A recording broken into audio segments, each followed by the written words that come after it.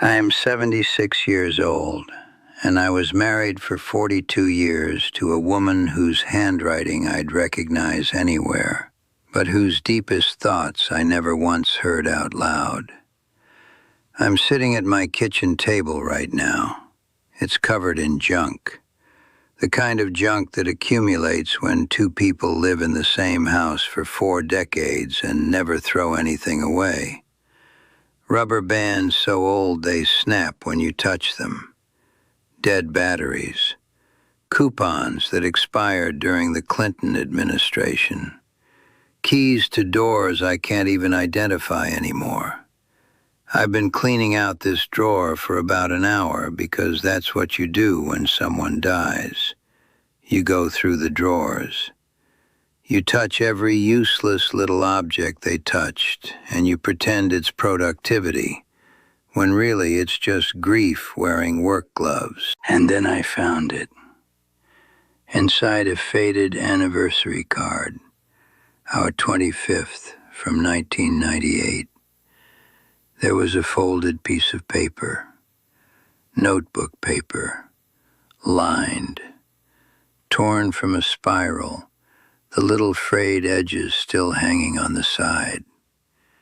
And on it, in Margaret's handwriting, that careful, slanted cursive she used when she was being serious, was a letter, addressed to me, never given, never mentioned, just folded into a card I'd opened once, glanced at, and tossed into this drawer without ever looking closely enough to see there was something hidden inside.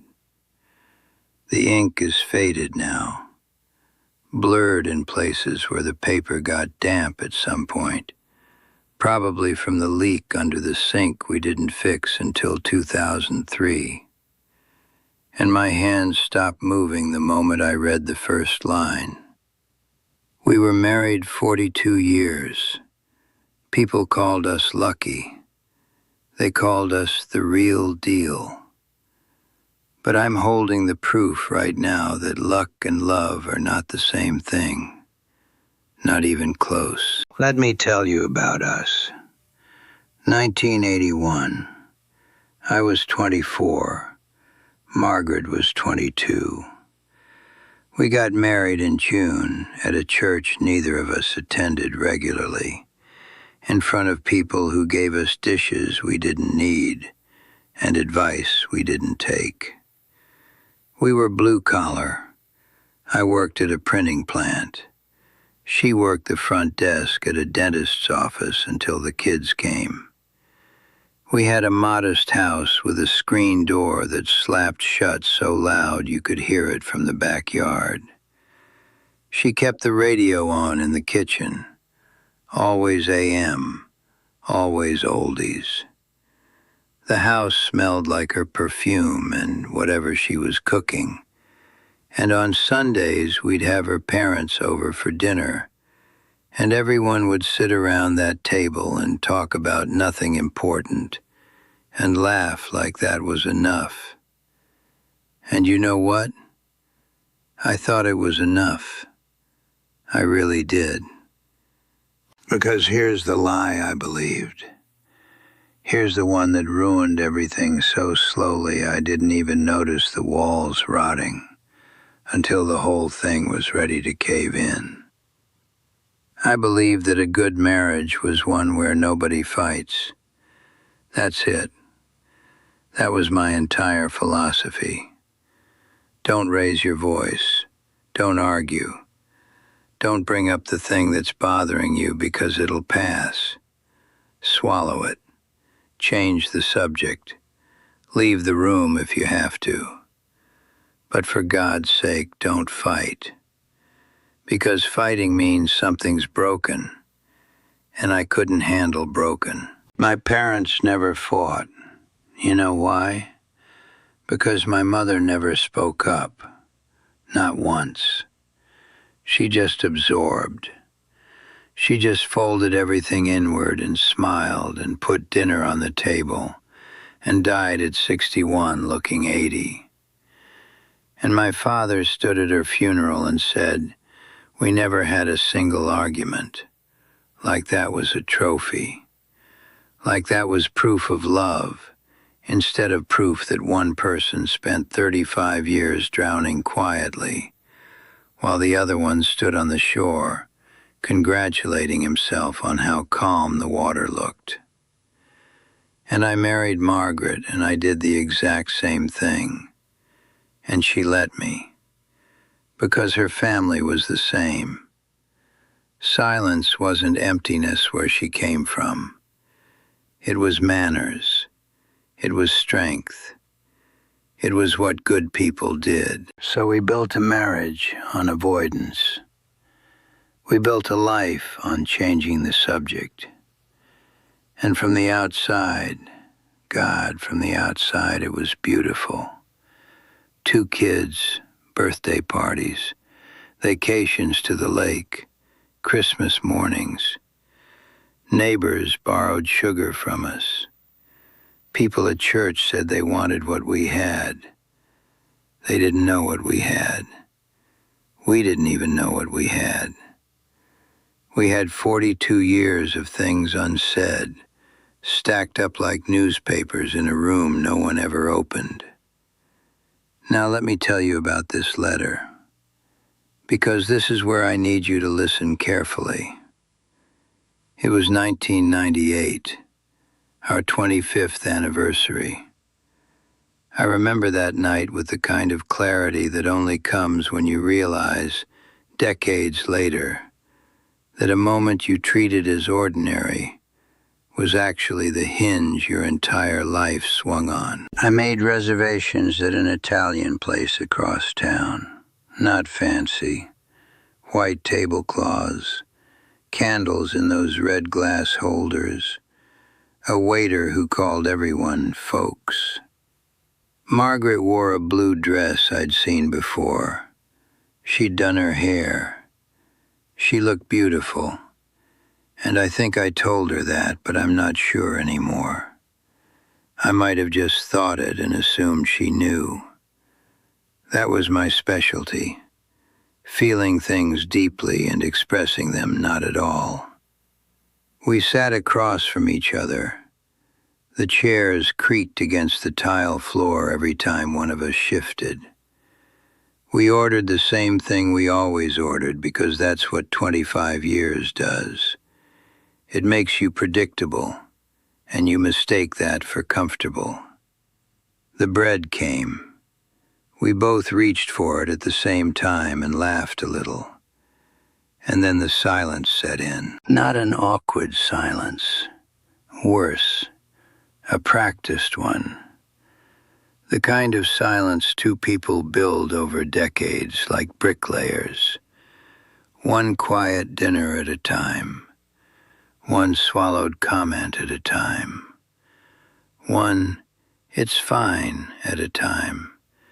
Until the wall is so high you can't see each other over it, even when you're sitting 3 feet apart. I heard the clink of her water glass against her ring when she set it down. I heard the couple next to us arguing gently about directions.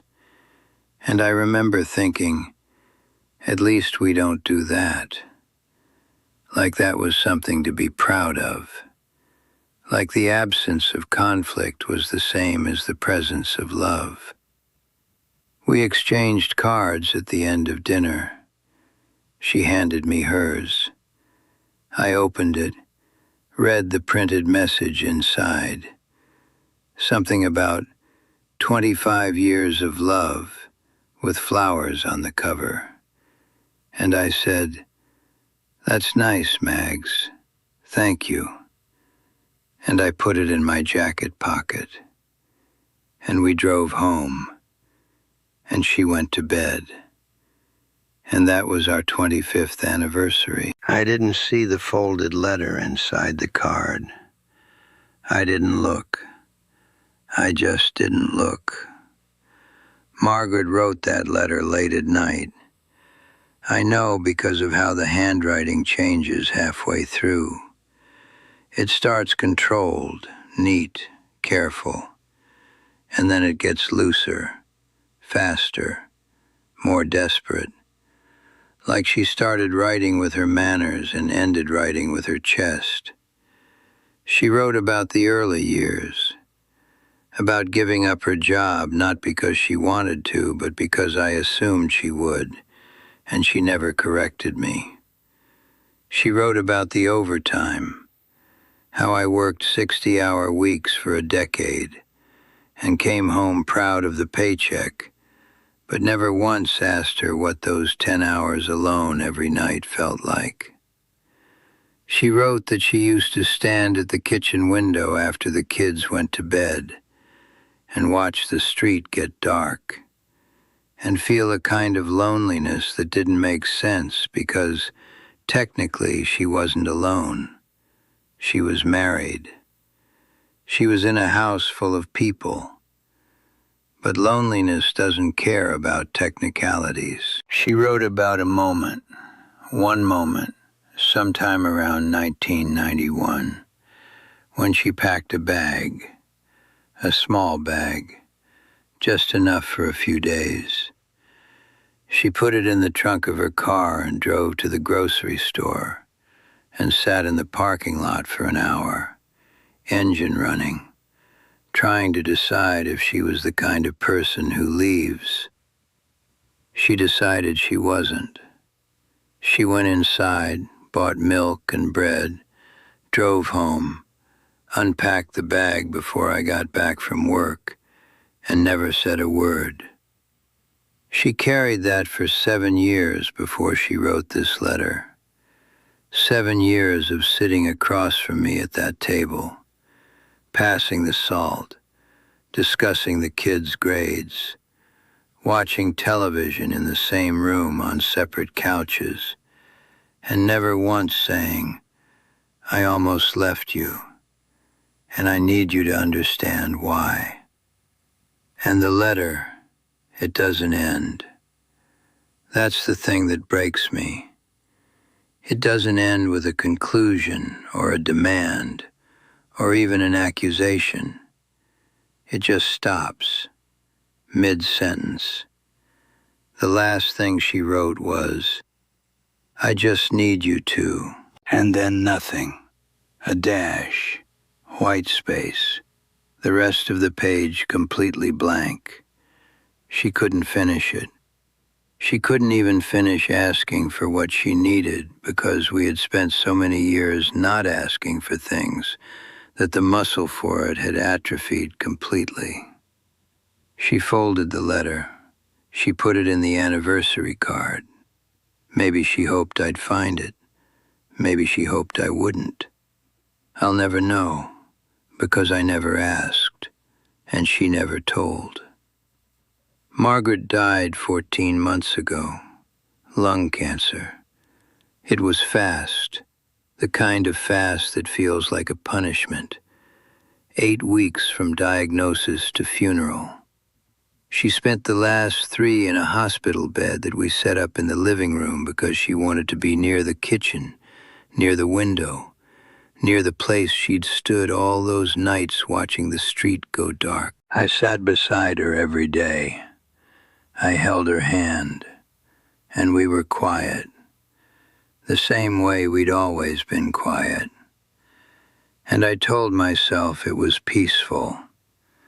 I told myself this is what a good ending looks like. 2 people who loved each other, sitting together in silence. But it wasn't peace. It was habit. It was 2 people who had been sitting in the same silence for 42 years and didn't know how to do anything else, even at the end, even when it was the last chance. The funeral was a Tuesday, bright day, horrible, bright day. Everyone came. Everyone said the same thing. 42 years. What a blessing. You 2 were the real thing. She was so lucky to have you. I stood there in my black suit, and I nodded, and I smiled, and I shook hands, and I wanted to scream so loudly the windows would crack. Because I knew even then, even before I found this letter, that what we had wasn't a blessing. It was a beautifully decorated, empty room. It was a house where two people lived for 4 decades without ever actually moving in. Now I sit here, this kitchen, this table. Her chair is still across from me. I haven't moved it. The refrigerator hums the way it always hums, that low, constant drone that becomes the soundtrack of every empty house. The paper in my hands smells like old ink and dust and the inside of a drawer that hasn't been opened in years. And I read her last line over and over. I just need you to. To what, Margaret? To listen? To see you? To ask you how you were and actually wait for the real answer? To fight with you? One real, messy, loud, ugly fight that would have blown the walls open and let light into all those dark, quiet rooms we built. I will never know what the end of that sentence was. And that's not tragedy. That's not fate. That's arithmetic. That's the precise sum of 42 years of silence, adding up to a sentence that will never be completed, spoken by a woman who is no longer here to complete it.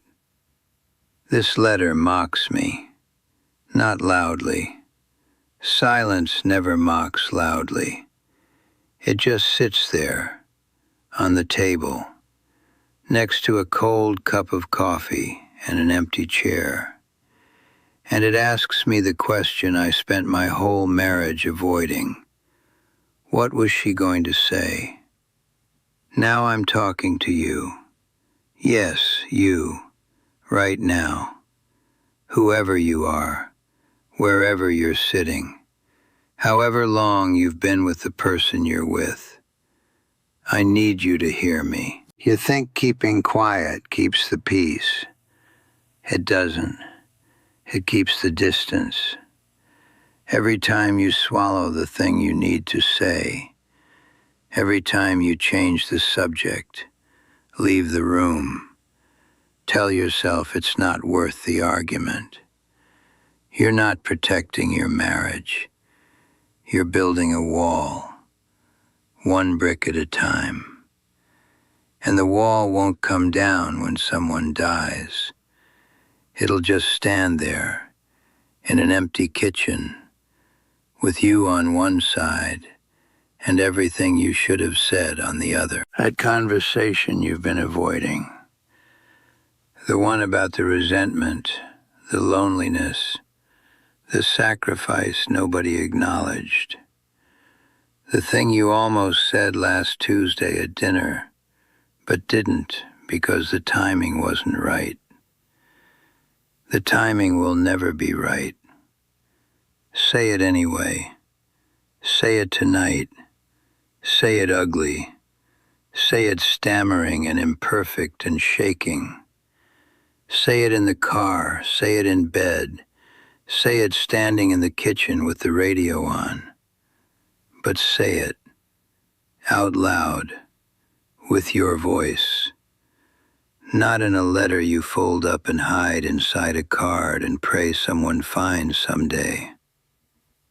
She tried to tell me, once, one time in 42 years, Margaret tried to open the door. She wrote it down.